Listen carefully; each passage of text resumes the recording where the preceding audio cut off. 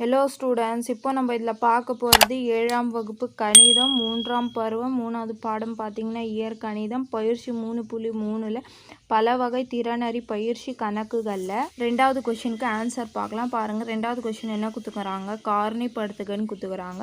4x² கழித்தல் 9y². அப்போ நம்ம இது காரணிப்படுத்தினா ஃபஸ்ட்டு இது பிரித்து ஒழுங்காக எழுதும். அப்போ பாருங்கள், இது எப்படி எழுதலாம்னா 4x² கழித்தல் 9y² இஸ் ஈக்குவல் டு 4 எப்படி எழுதலாம் 2², இந்த x² அப்படியே வரும், கழித்தல் 9 எப்படி எழுதலாம் 3² y². அப்போது இது எப்படி எழுதலாம்னா ரெண்டுத்துமே ஸ்கொயர் பொதுவாக இருக்கிறதுனால 2x² கழித்தல் இது 3y². அப்போ பாருங்கள், a² கழித்தல் b² வடிவில் இருக்குது, இது முற்றொருமை 4 வடிவில் இருக்குது. அப்போது இது இருக்கிறதுனால நம்ம முற்றொருமை 4 பயன்படுத்தி இதுக்கு காரணிப்படுத்தலாம். அப்போ பாருங்கள், இதில் a வந்து 2x மற்றும் b = 3y என a² கழித்தல் b²னா = a கூட்டல் b, a கழித்தல் b என்ற முற்றொருமையில் பிரதியிட.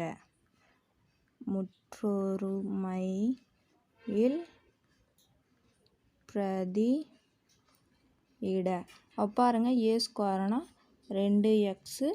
2x² கழித்தல் b²னா 3y² is equal to a வந்து 2x கூட்டல் 3y, இது பார்த்திங்கன்னா 2x கழித்தல் 3y வரும். அப்போ இது என்னது 4x² கழித்தல் 9y² is equal to 2x கூட்டல் 3y 2x கழித்தல் 3y. அப்போது இதுக்கு ரெண்டு காரணிகள் பார்த்திங்கன்னா இதுதான்.